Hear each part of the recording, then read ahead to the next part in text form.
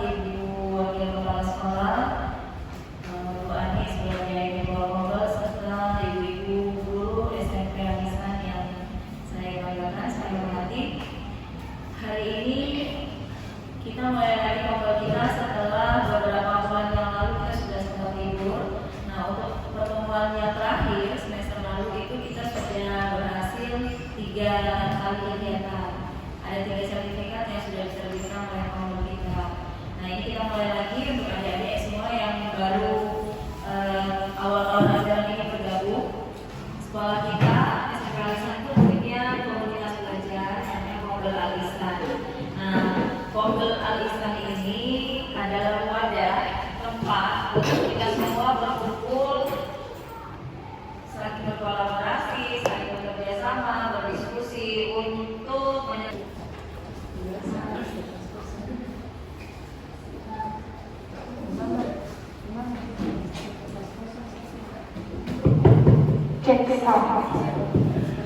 Assalamualaikum warahmatullahi wabarakatuh. Waalaikumsalam warahmatullahi wabarakatuh. Ya, alhamdulillah teman-teman sekalian waktunya untuk masuk dan hadir dalam komunitas belajar hari ini, yang mana saya diberi kesempatan untuk berbagi praktik baik yang mana materi yang dibawa adalah budaya yang positif. Teman-teman semangat? Semangat.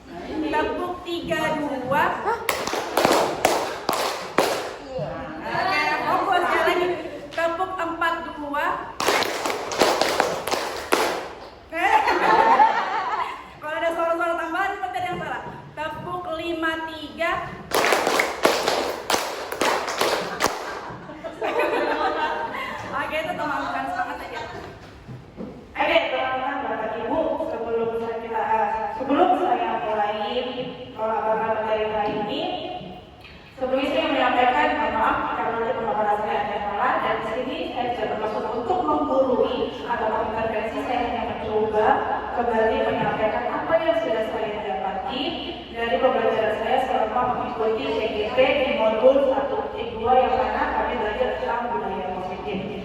Bapak Ibu, kemarin waktu kita workshop, Ibu Gretchen pernah menyampaikan pesan ke kita seperti ini.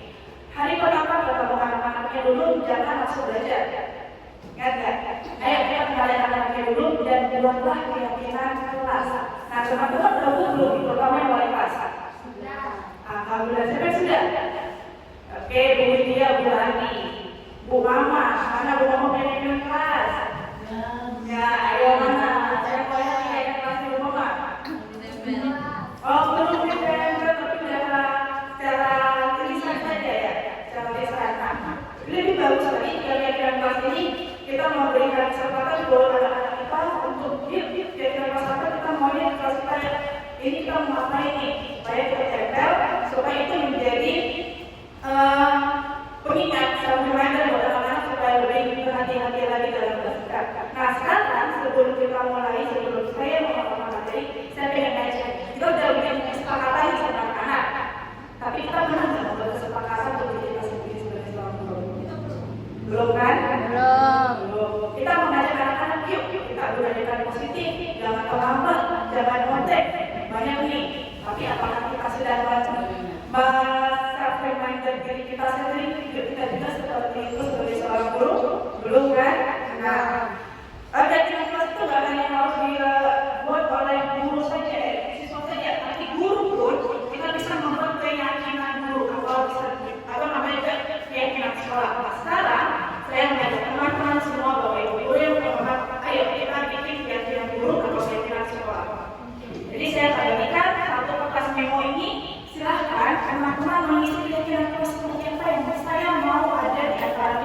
guru-guru di SMP Alisna ini. Monggo silakan tulis yang kelas yang Bapak Ibu ingin kita punya di sekolah ini. Satu catatan, buatlah keyakinan kelas dengan menggunakan kata-kata positif. Yang dimaksud dengan kata-kata positif adalah jangan menggunakan kata tidak dan jangan menggunakan kata jangan. Paham ya? Contoh nih, tidak boleh terlambat. Berarti kita wajib pakai kalimat positif. Jadi bagaimana? Hadir tepat waktu. Hadir tepat waktu. Nah itu kata-kata positifnya. Jadi jangan menggunakan kata tidak dan jangan menggunakan kata jangan. Silakan. Pinjam pulpen.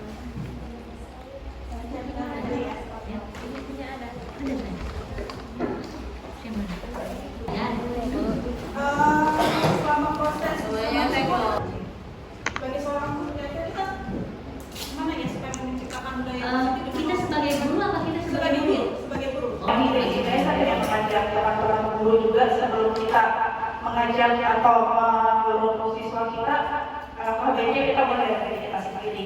Jadi kita buat keyakinan guru sebagai seorang guru, jadi kita belajar. Seperti contoh tadi pertama tepat waktu, tulis keyakinan pasti nanti lakukan. Gitu. Yang besar-besar karena memori besar. Apa-apa, nanti kalau ada yang boleh tanya. Ini saya coba Irma sama Eka dan kawan yang di Google ini. Satu orang satu. Ya, kalau lebih ada lagi. Ada ini masih ada Bu. Oh, masa ini. Oh, ya Allah. Ada. Kalau semuanya ada. Udah, kalau sudah ada yang bagi kesempatannya silakan menyampaikan.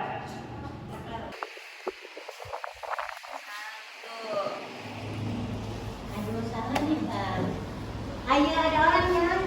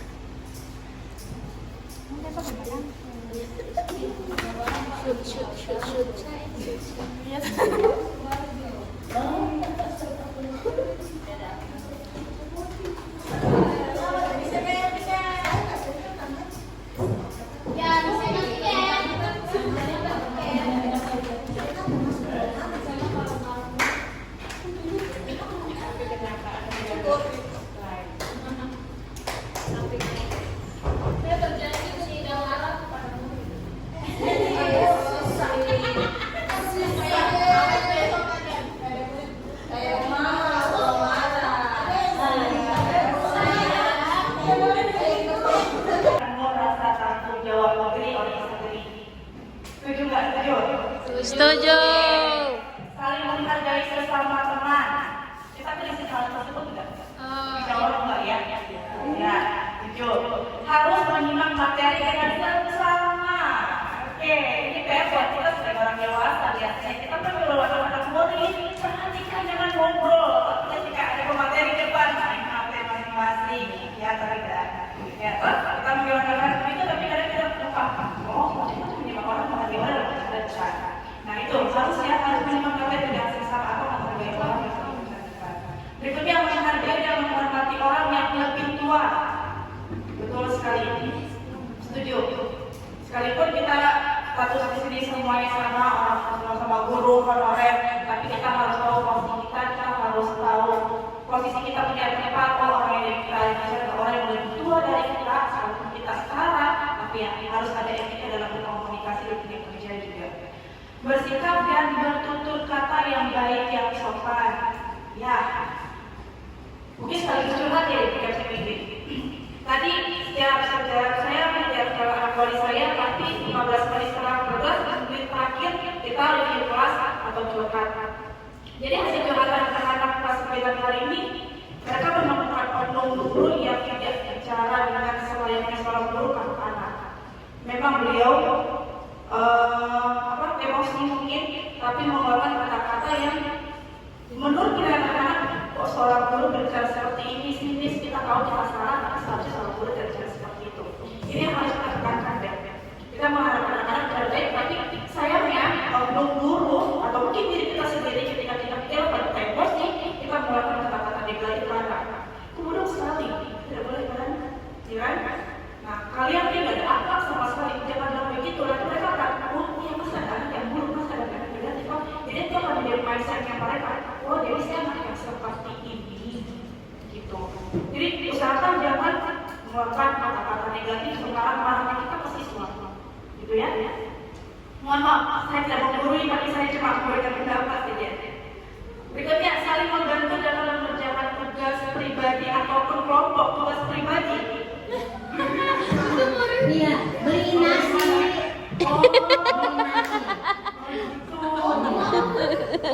Dengan nasi. Berarti maksudnya kita harus kita capek, dia tidak bisa ngomong apa. Jadi harus bagi-bagi tadi harus.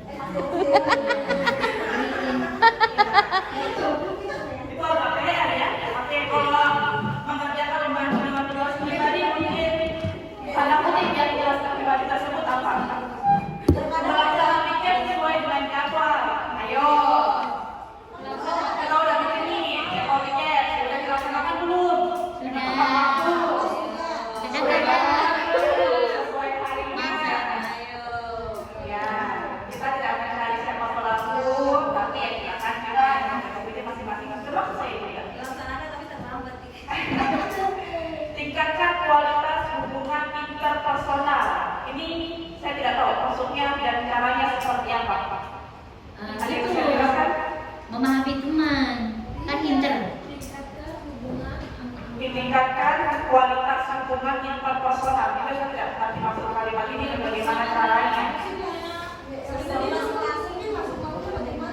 Aku coba.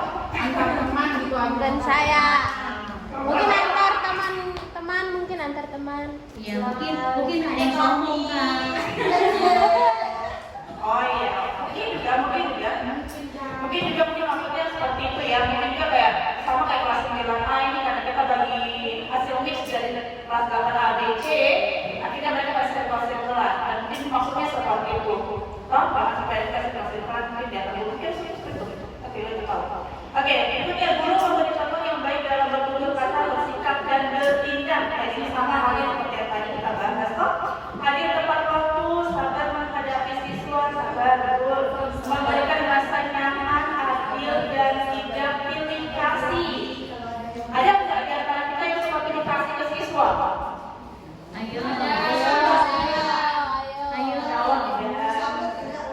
Jawab aja ya. Mudah-mudahan. Hadir tepat waktu, ini sudah dibahas, membantu murid untuk mengembangkan kedisiplinan diri. Oke, itu PR juga buat kita caranya gimana menjaga sikap dan perilaku terhadap murid, memastikan murid merasa nyaman terhadap pelajaran yang dibawakan. Diberikan. Dibawakan. Maksudnya sama. Ya, lanjut menunjukkan kepedulian dan kebaikan, hadir tepat waktu, menunjukkan kepedulian dan kebaikan. Saya garis bawahi hal ini. Bapak Ibu, terutama wali kelas, kita memang harus menunjukkan rasa kepedulian kita kepada anak-anak kita. Kita harus peka terhadap background keluarga mereka. Kita harus tahu background keluarga mereka seperti apa. Itu wali kelas wajib tahu, karena banyak anak-anak kita yang berasal dari keluarga yang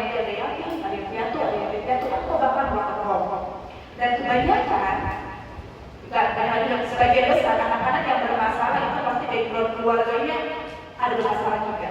Ya, beberapa kali saya dan teman-teman juga mengajak anak-anak yang bermasalah pada tanya kalau di rumah bagaimana keadaannya.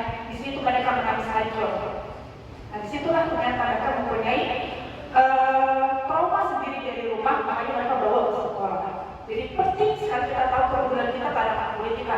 Jangan kita tahunya tapi sekarang masuk ke lagi, tanpa kita cari tahu kenapa kamu membuat kesalahan itu. Apa yang membuat kamu berbuat seperti itu? Sebelum menyalahkan, cari tahu dulu apa alasan dia berbuat salah seperti itu. Betul. Berikutnya menjadi panutan bagi murid. Ya, itu wajib sekali menjadikan pribadi yang menyenangkan bagi murid. Ya, menjadi tempat berbagi murid untuk merasa aman. Ya, saya rasa di sini kita punya posisi kontrol, kita ada posisi kontrol kita. Banyak yang posisi kontrol kita dan kita juga harus bisa, karena kita bisa menempatkan diri kita sebagai seorang guru, sebagai seorang manajemen dan sebagai teman. Nah, teman ini juga kita adalah orang dewasa. Kemarin Bu Mama sempat bilang kita gini, kayaknya kita terlalu dekat sama anak-anak sampai mereka punya rasa sopan dan santun itu berkurang. Saya rasa itu benar betul. Tapi sebagai orang dewasa, mereka punya anak-anak loh. Kita orang dewasa, kita lebih dewasa, kita yang tahu mengontrol mereka. Kita yang lebih tahu cara mengkontrol mereka, membatasi mereka. Kadang kita cuma dikatakan, kadang kamu tidak tahu kamu pribadi menghargai saya sebagai seorang guru. Dan itu semua tergantung kita yang orang dewasa ini. Ya kan? Menurut saya belum. Jadi semuanya kembali ke kita bagaimana cara kita mengarahkan anak-anak ini. Gitu. Menjadi teman itu baik juga supaya anak nyaman dan aman dengan kita. Ya Bu. Itu menurut pengalaman saya. Bukan bagian juga. Ya. Bukan dekat teman. Yang nggak perlu juga ditanyain gitu. Iya. Ya itu. Tidak ada beberapa anak yang sudah dijelaskan berulang-ulang menanyakan pertanyaan yang sudah tahu jawabannya ada. Ya memang kita menemukan anak-anak yang seperti itu juga seperti kan. Berarti bukan masalah teman yang kebablasan seperti itu ya Bu ya. Nah, tapi cari perhatian atau apa ya sampai nggak perlu juga ditanyain. Iya betul. Dan saya rasa kita walaupun punya satu anak yang seperti itu ya. Cari perhatian sekali. Demi keindahan sekolah kita gunakan tumbler sebagai wadah air minumnya. Aduh aku kena mental kan sekali. Ya ada memang menjalankan atau mendukung program sekolahnya biasa. Kemarin kita lupa juga sudah coba nih, yuk guru-guru pakai tumbler. Stop BRS lagi, kalau botol. Mereka pakai tumbler buat sampah plastik. Itu gratis, bapak gratis. Kemarin kan? Iya. Jadi kita bisa galakan ke anak-anak kalau kita belum mulai di luar, termasuk saya. Saya katakan bisa galakan tersebut. Lakukanlah sesuatu secara konsisten saya dan maksud apa ya Kak? Ini Pak Ibu, Bapak guru semua, teman-teman semuanya, apakah teman-teman semuanya setuju dengan kesepakatan yang baru kita tulis sama-sama? Setuju? Bisa kita berjanji dan pelajari sendiri? Yuk, bisa yuk menjalankan semua ini. Insya Allah bisa. Kita mulai dari diri kita sendiri sebelum kita menjawab anak-anak ya. Oke, setelah tidak boleh, ayo kita main games. Gamesnya aku silakan punya kata. Kalau saya kita password wifi nggak ada. Ya kan saya tidak tahu passwordnya apa. Bukan password. Bukan website kamu.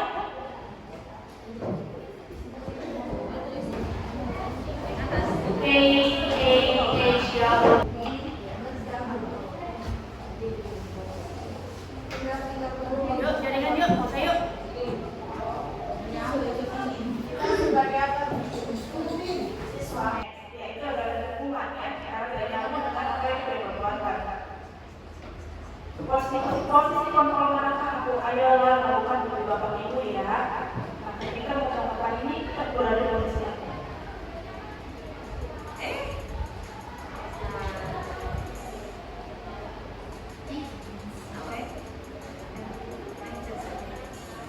Nggak tahu. Sebagai teman, kita melakukan pendekatan kan. Bahasa Indonesia ya. Berarti ilmu masih ada di dunia kita ya.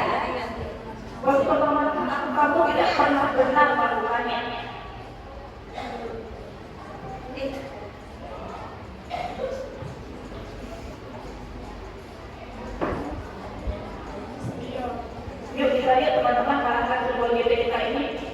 Ya, sama. Kayaknya ada yang buat apa? Udah tertinggal jauh nilaiku. Aku hebat kan bisa bikin ibu guru kerja aku. Pengakuan seperti apa yang pengen dapatin dari pengakuan master ini? Aku tidak saya apa yang mau semangat.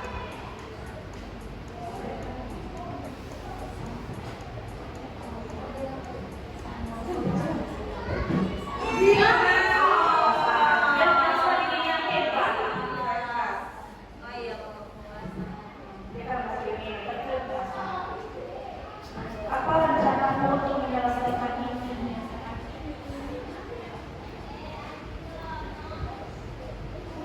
Kita memberi kesempatan ke anak untuk menyelesaikan masalah sendiri. Siapakah ya? Bilang tadi sebagai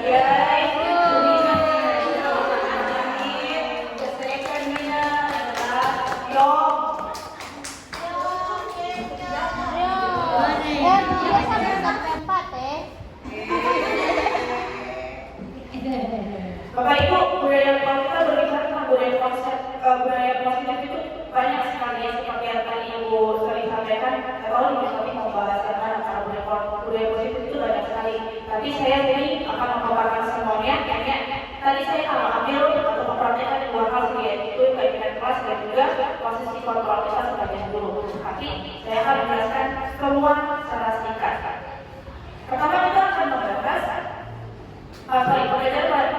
pembelajaran dengan paradigma tadi tanpa imbalan penghargaan, reward, ancaman atau hukuman. Biasanya saya juga pernah melakukan tersebut, berusaha membawa anak-anak disiplin positif, tapi dengan embel-embelan reward. Padahal itu adalah budaya positif yang sekarang mereka melakukan sebuah kebaikan hanya karena ingin mendapatkan sesuatu, bukan karena motivasi dan dalam intrinsik. Ya, tapi dari luar karena itu motivasi ya gitu ya. Dan tujuannya apa sih disiplin positif ini? Supaya sebagai pendidik menciptakan peserta didik yang memiliki disiplin diri sehingga mereka berperilaku mengacu pada nilai-nilai kebajikan universal dan memiliki nilai motivasi intrinsik dalam perubahan perilaku yang lebih baik.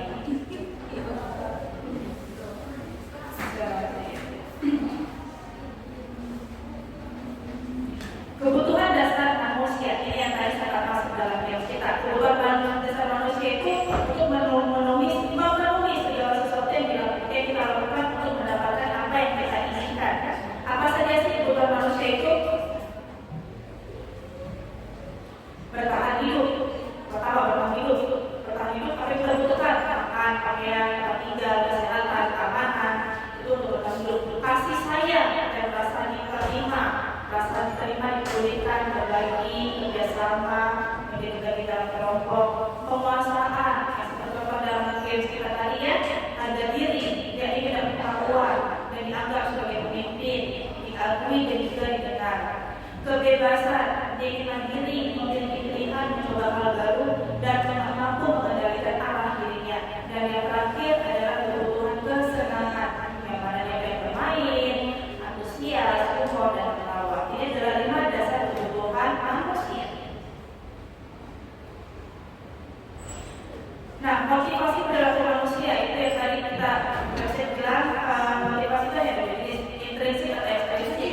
Sama mendapatkan imbalan dari orang lain untuk menghindari kenyamanan itu motivasi ekstrinsik.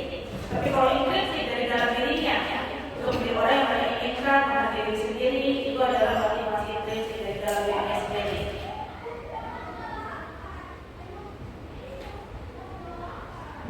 Nah, ini perbedaan antara hukuman, konsekuensi, dan restitusi. Kita sering memberi hukuman yang mana bertolak belakang dengan apa yang mereka lakukan. Seperti tadi contoh kasus bersama desa datang terlambat tapi disuruh bersihkan toilet. Itu hukuman. Ya, hukuman itu sifatnya tidak terencana atau tiba-tiba, kemudian tidak tahu apa yang terjadi atau tidak dilibatkan berupa hukuman fisik ataupun psikis. Konsekuensi itu berarti berdasarkan satu kesalahan.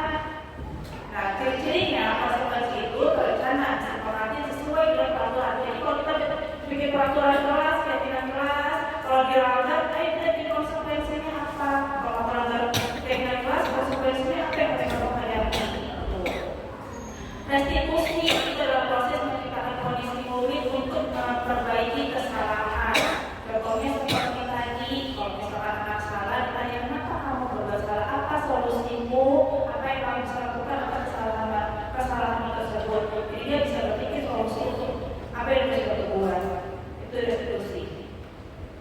Nah, di manakah posisi kita sebagai seorang guru selama ini? Sebagai pemukukah, pembuat merasa bersalahkah, sebagai teman, penonton, atau manajer? Nah, saya rasa kita pernah berada di posisi semua ini. Di manakah yang lebih dominan? Apakah kita selalu menjadi seorang pemukuk? Apakah kita selalu menjadi anak membuat merasa bersalah? Nah, sayangnya tadi saya baru melakukan hal itu, menjadi membuat merasa bersalah. Karena saya juga mengenai kasus, lalu saya pikir kalimat saya ini hanya akan membuat anak tersebut makin terpuruk dan merasa bersalah. Gitu yang tadi saya baru lakukan. Tapi setelah itu ada ketemu lagi dengan anak tersebut, alhamdulillah, dan saya coba terapkan di 3 diskusi tersebut. Tiap saya melakukan tersebut, pasti anak tersebut menangis karena dia menceritakan sendiri salahnya apa, masalahnya apa. Ketika ditanya bagaimana solusinya, di situ dia mulai terbuka. Oh iya, saya harus seperti ini. Padahal tahu ilmunya tapi lupa menerapkannya. Itu ya baru beberapa kali terjadi sama saya kemarin. Contoh kasus siswa tidak menggunakan atribut hormat pada bendera selama 1 jam. Misalnya kasusnya anak-anak tidak ada atribut lengkap, terus kita suruh hormat selama bendera selama 1 jam. Di situ posisi kita sebagai bapak. Terus kalau ada bapak itu kalau kata-kata berapa kali ibu yang bapak atau kamu harus selalu saja menjawab hal itu. Dan itu hanya kalimat yang akan membuat anak merasa bersalah. Lalu kalau kita coba bilang, kita coba melakukan anak, ayo dong, kali ini saya ikuti aturan, yuk bisa yuk, disiplin yuk. Berarti posisi kita merasakan diri sebagai seorang teman. Kita mengkomunikasikannya dengan baik dan berdekatan.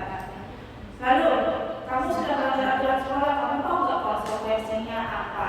Nah, kita ingatin lagi nih, tahu nggak konsekuensinya apa? Tahu nggak kesepakatan kelas mana yang kamu melanggar? Di situ posisi kita sebagai pemantau. Kita kalau kamu sudah salah, lalu kita bandingkan dengan kita penyelesaian atau peraturan sekolah lagi mana yang dilanggar.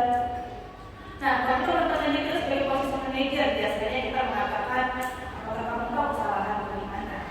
Kamu tahu posisi salahku di mana? Kamu tahu nggak? Atau kamu punya cara nggak untuk memperbaiki kesalahan tersebut?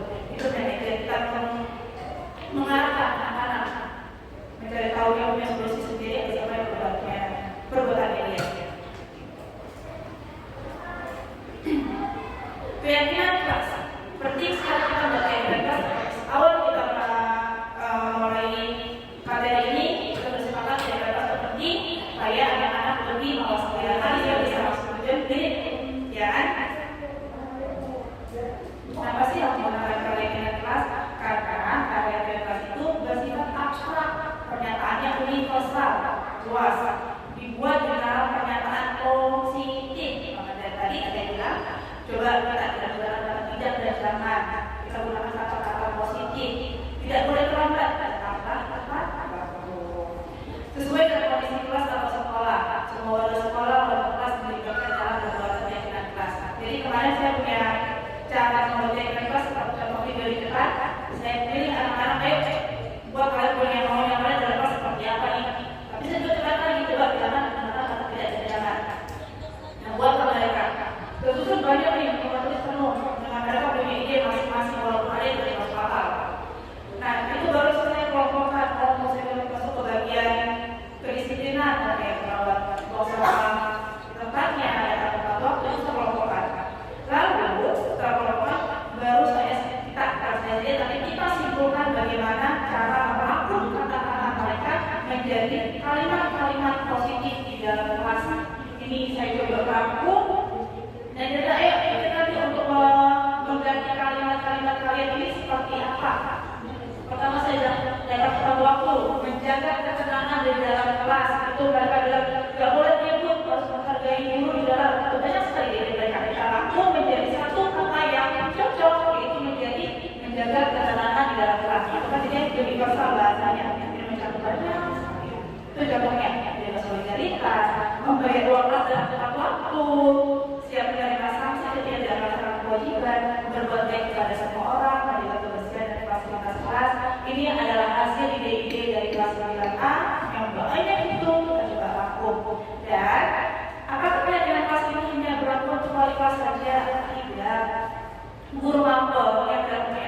dia juga bisa membuat ini. Contoh di rumah nggak punya wali ikut bahasa Inggris, yuk bikin jaringan kelas, misalkan selama belajar bahasa Inggris wajib membawa kamusnya masing-masing, itu kan bisa dilakukan. Matematika atau IPS yang sesuai dengan mata pelajarannya masing-masing gitu. Jadi jaringan kelas ini nggak harus sama wali kelas aja, bisa kok mata pelajaran dari jaringan kelas tersebut. Segitiga restitusi ini yang perlu kita coba terapkan, dan ini yang beberapa kali saya coba terapkan seperti yang tadi saya bilang kemarin. Saya pernah kasus dan Bu Ike bilang bisa di kodak-kodak yang harus perawatan. Saya tidak melakukan dulu, saya coba nih setelah dari segitiga restitusi tersebut nanya apa ada masalah apa deh, coba cerita. Kita tuh langsung laki-laki ini dibilang anaknya bangga keras. Kita dari cerita, oh gitu dia mendapatkan perlakuan tidak adil dari bapaknya, sehingga di sekolah dia bersikap seperti itu. Kemudian dia merasa diri kurang ajar dan keras, ternyata dia mempunyai hati yang sangat lembut. Ketika dia itu langsung dia buyar ya tangannya. Itulah yang perlu kita lakukan cara menyelesaikan masalah. Dia langsung belajar, kamu membuat salah ini tidak? Tanyakan dulu, kamu kenapa berbuat seperti ini? Ada masalah nggak? Jangan sampai dia ke sekolah membawa sebenarnya masalahnya, dia tidak siap menerima materi, dia tidak siap menerima candaan-candaan temannya, dia emosi. Terus apa sih yang harus kita lakukan dalam segitiga restitusi tersebut? Pertama, kita menstabilkan identitas anak dulu. Berdasarkan prinsip membuat kesalahan adalah bagian dari proses pembelajaran. Biasanya kita bilang, Bapak deh, orang kita buat salah. Maksudnya dia bukan buat salah kok, supaya dia tidak merasa, saya punya akal nih, terstabilkan dulu identitas. Atau kita cari lagi, Bapak tidak mau cari siapa yang salah, tapi mau cari solusinya seperti apa. Mungkin ide mau sama menggunakan ide ini untuk menyelesaikan masalah anak. Ya. Setelah kita gunakan identitasnya, kita validasi tindakan. Tujuannya apa? Berdasarkan prinsip pelaku berupaya memenuhi suatu kebutuhan tertentu. Biasanya apa yang kita lakukan untuk validasi tindakan? Kamu pasti punya alasan kan? Kenapa seperti itu? Itu yang bisa diterapkan. Padahal atau kita bisa bilang, padahal kamu pasti bisa melakukan hal yang lebih buruk dari ini kan? Nah, ini namanya validasi tindakan. Supaya anak tidak merasa sendiri luar biasa ya. Terakhir setelah validasi tindakan,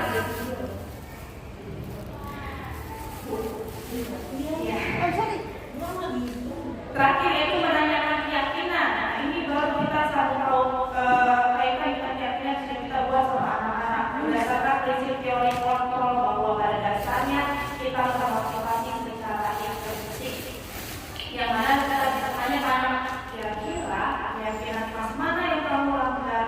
Kira-kira keyakinan diri kamu sendiri yang mana yang kamu langgar sendiri? Kalau ada keyakinan jelas, saya tanya, kira-kira diri kamu sendiri apa sih yang kamu langgar dari kamu sendiri yang kamu rugi? Masalah seperti itu. Atau ini pelajaran terakhir, itu yang saya ramai pada saya kalau dia punya hati yang baik ya, kamu ingin jadi orang seperti apa? Terus mikir ya, saya bisa jadi apa ini? Masih kecil saya sebagai awal ini, kemudian saya ramai pada saya. Nah ini adalah beberapa segitiga restitusi. Ini contoh ini adik-adikan saja. Adik-adikan cuma sama Becky dan beberapa cewek, tapi ini bisa dilarang. Tapi segitiga restitusi sudah saya terapkan. Setelah saya mendapati ini, saya mendapati kasus, saya terapkan dan berhasil. Insya Allah berhasil. Pertanyaannya adalah, apakah kita bisa menerapkan segitiga restitusi untuk semua jenis masalah? Kalau misalkan anaknya minum-minuman keras, ketahuan sekolah, saya kira bisa tidak kita menerapkan segitiga restitusi. Maksudnya kita berkata, wah semua anak bisa bermasalah. Tidak, enggak paham. Tidak ada berkata, wah semua anak bisa bermasalah. Tidak, enggak paham. Nanti gimana solusinya? Nanti saya diam-diam mau aborting di sekolah itu lebih solusi. Tidak, jawabannya adalah tidak. Kita tidak bisa menerapkan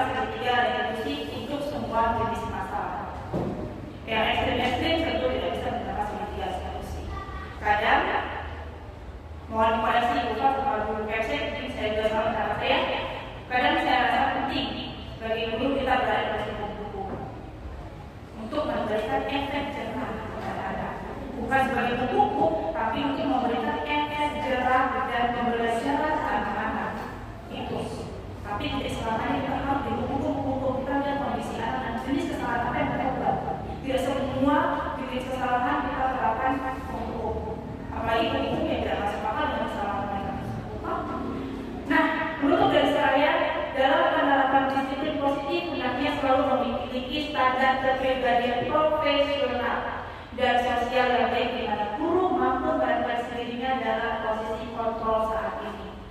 Mari kita lihat sendiri masing-masing, Bapak Ibu dan saya juga sudah berada di posisi manakah saya menjadi posisi kontrol soal guru.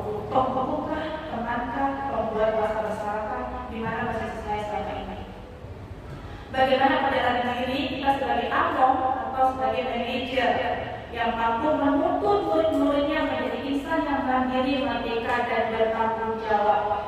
Yuk tanya, sudah nggak ya menjadi manajer bagi anak-anak kita, sehingga kita mengarahkan anak-anak kita ke hal-hal yang lebih baik, menuntut mereka berdasarkan kodrat alam dan kodrat zaman mereka.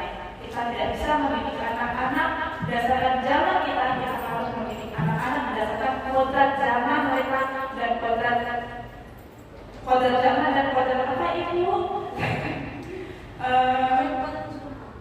Sesuai. Nah, menutup dari saya dalam penerapan disiplin positif hendaknya selalu memiliki standar kepribadian profesional dan sosial yang baik di mana guru mampu menempatkan dirinya dalam posisi kontrol saat ini. Mari kita lihat sendiri masing-masing, Bapak Ibu dan saya juga sudah berada di posisi manakah saya menjadi posisi kontrol soal guru. Pembukukah, temankah, pembuat bahasa bersalahkah, di mana posisi saya selama ini. Bagaimana pada hari ini kita sebagai among atau sebagai manajer yang mampu menuntut murid-muridnya menjadi insan yang mandiri, merdeka, dan bertanggung jawab. Yuk tanya, sudah nggak ya menjadi manajer bagi anak-anak kita, sehingga kita mengarahkan anak-anak kita ke hal-hal yang lebih baik, menuntut mereka berdasarkan kodrat alam dan kodrat zaman mereka. Kita tidak bisa mendidik anak-anak berdasarkan zaman kita, yang harus mendidik anak-anak berdasarkan kodrat zaman mereka dan kodrat zaman dan kodrat apa Ibu? Sesuai kodrat zaman dan baru kita percaya sendiri. Kodrat zaman dan kodrat alam. Kodrat zaman dan kodrat alam. Itu kita harus anak berdasarkan kodrat zaman dan kodrat alam. Itu berdasarkan pendidikan atau filosofi dari Ki Hajar Dewantara. Itu saja dari saya. Mohon maaf jika dalam pemaparan saya ada kurangnya, ada salah-salah kata. Sekali lagi di sini saya tidak berlaku untuk menggurui, tapi saya berusaha untuk menyampaikan pendapat dan apa yang sudah saya pelajari dalam pembelajaran saya di materi disiplin positif. Semoga bermanfaat untuk kita semua. Assalamualaikum warahmatullahi wabarakatuh. Ya, kita berikan aplaus dulu untuk baik Bapak Ibu, waktu sudah menunjukkan setengah 3 ya, ada pembuatan Bu. Ya, sebelum kita tutup.